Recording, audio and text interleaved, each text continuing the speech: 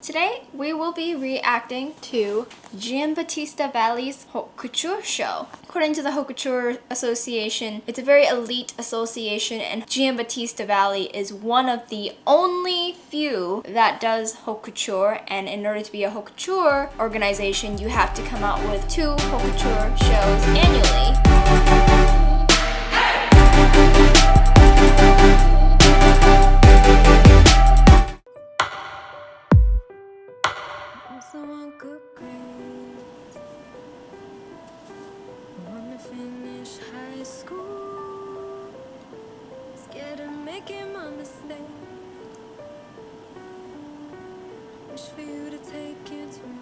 This seems rather average, like ready to wear, except for that gown. Except the gown itself is actually pretty minimalist for what you would expect from Haute Couture.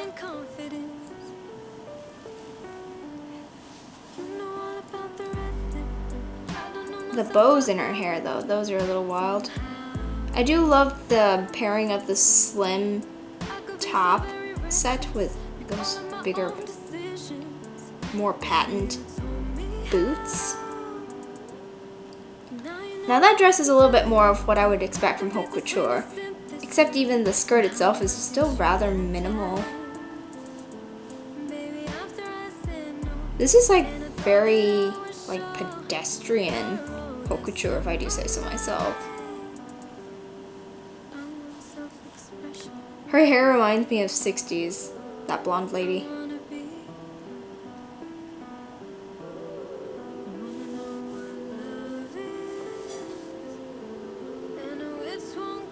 Ooh, yes, this is beautiful. This is what I expect when I think of Haute Couture. I love the soft, flowing, airy texture of this, though I'm not sure about the combination with the boots. That's very unusual. A little bit more avant-garde. I love the bows, the 3 little bows at the crown, at the base of the ponytail, and in the center of the ponytail. Very cute and feminine and girly, the way that Giambattista Valli as a brand tends to market itself. And I also love the cinematography of the slow motion.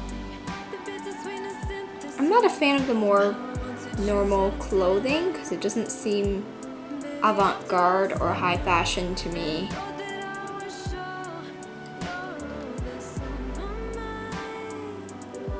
Okay, that's a little bit more avant-garde. This is very much Chanel. The tweed jacket feels very much Chanel, except it doesn't have that high collar. I love the dress, but it feels rather normalized.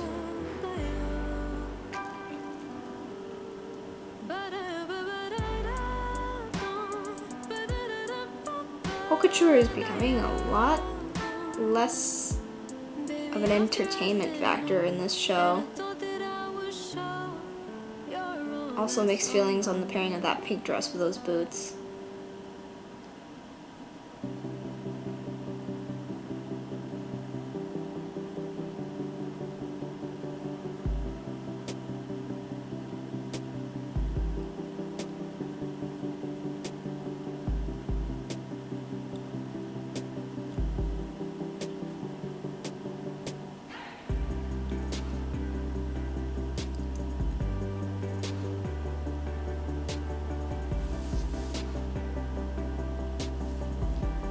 I love the sparkly heels. I love the flounce as she's walking. The skirt flounces. And the back just is a long train from her back all the way down. There's not even a nip at the waist.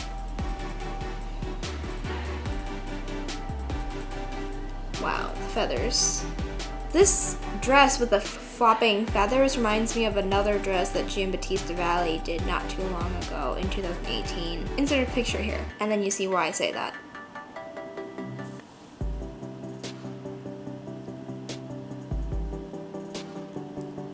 Giambattista Valli is one of my favorite designers because of his cute feminine designs. Wow, that's major Giambattista Valli vibes. That pink dress. The orange is rather unusual for a room full of pinks and neutral colors. That pink dress though. The massive floof.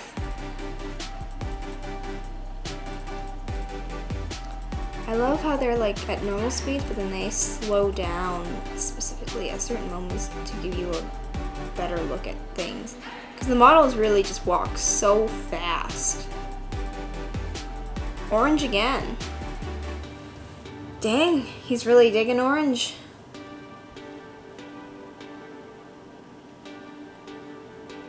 Wow.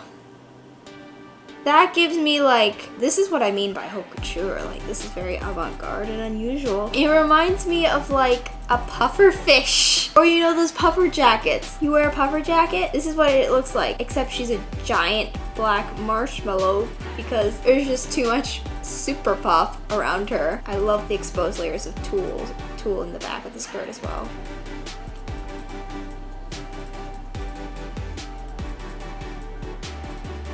Very 60s with that straight waist.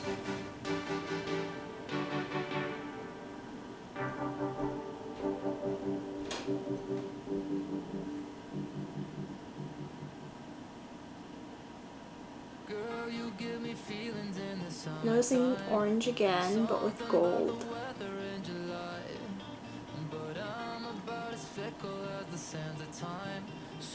Ooh. I recognize that it is avant-garde in a way that sometimes when we think of haute couture, we think of these massive gowns, very eccentric and unusual and statement-making gowns, but at the same point, I do appreciate some of the pedestrian looks in here that are more like ready-to-wear, but it almost to me feels out of place because I feel like that should be in the ready-to-wear collection and not reserved for haute couture unless you can make the ready-to-wear in some way avant-garde and unusual, and I haven't seen anything be shown here that doesn't look like ready to wear, that is normal clothing.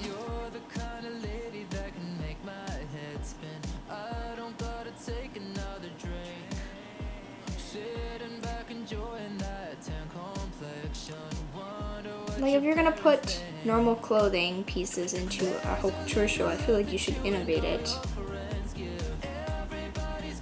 And this is just feeling very normal to me. Not very like one of a kind. Now this is one of a kind for sure,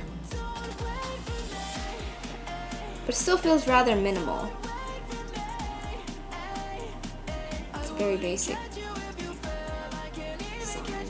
Those earrings are massive. Imagine how heavy those are. Giambattista Valli loves his birds. That's what the puffer jacket dress earlier in the show reminded me of too. It's like a bird of paradise. Like one of those male birds showing off to find a mate. I love this. I love that. The one with white skirt, I mean.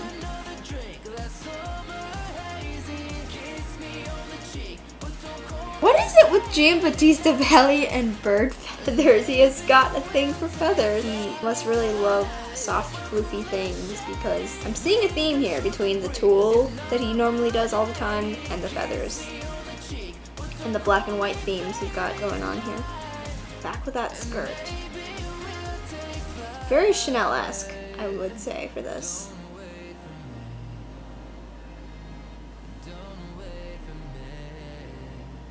Yes, I love that tulle.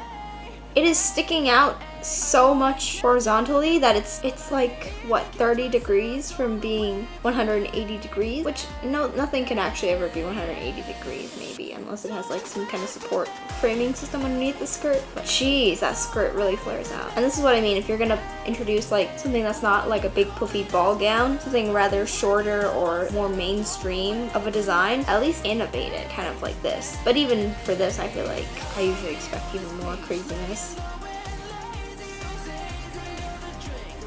But it's still beautiful. Wow. Wow. Very Giambattista Valli.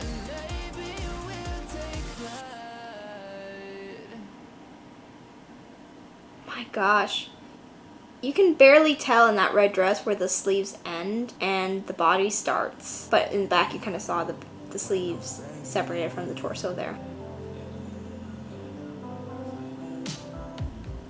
I love this outfit and this dress, but it feels very minimal for haute couture in my opinion. Yes. Oh, look at the hem of that skirt. It's very like twisted and curled. And it almost feels like she has a superhero cape on with how long that train is.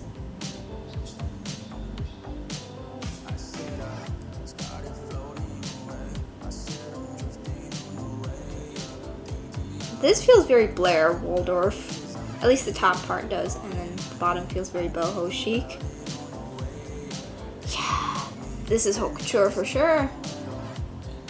The giant shoulder puffs, the sleeve puffs are just, wow, they're such a statement. Because you know, the shoulder puff shirts you normally get are like what, this big, like where my hand is? But like those are like the size of an entire person's torso, which is so exaggerated that it's ridiculous. But that's the whole idea of haute couture, is to be avant-garde and make a stage. Is what this is certainly doing.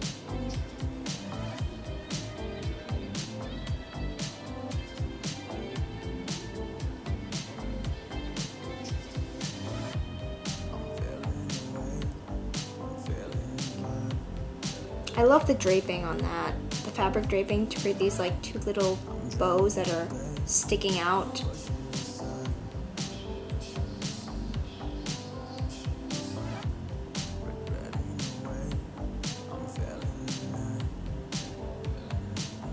Rather plain, but it matches the pattern at least. Now this white dress gives me like a wedding dress vibe, just because we've, as a culture, come to associate that with it.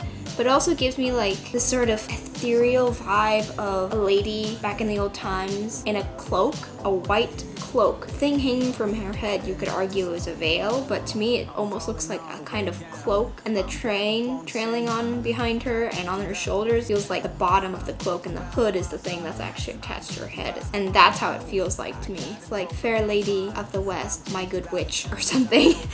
It's amazing how he's managed to achieve that effect, even though it might have been a veil. The man himself.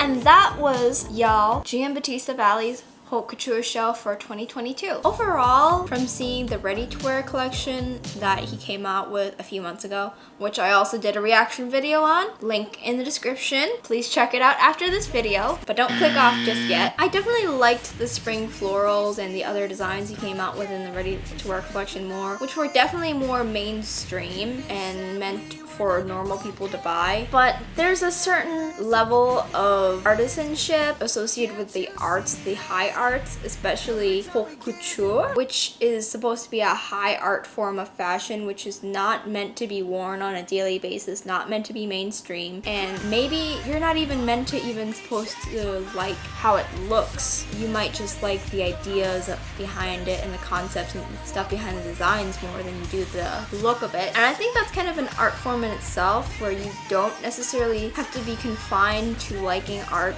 just because you like what it looks like, but rather the statements that it makes. And sometimes in art it comes out with a message as the intentionality behind the art and the forms and whatever, but in this case it's making its own statement with how bold the moves are and how unusual the things are and how you can reinvent this idea of something unusual so many times. And that's what it was. But at the same point, it did feel very ready to wear, and there was so many ready to wear collection pieces, it seemed like, in this. It did not seem to be very groundbreaking or haute couture wise. And so in that aspect, I was kind of disappointed. I would have liked to see him reinvent other things. I also saw there was an overwhelmingly lot of things related to skirts, and there were a few pants in here, but I would be interested to see how he would reinvent pants as well, because he's very good with reinventing ball gowns in his haute couture shows. But I feel like outside of that, it's not really doing it with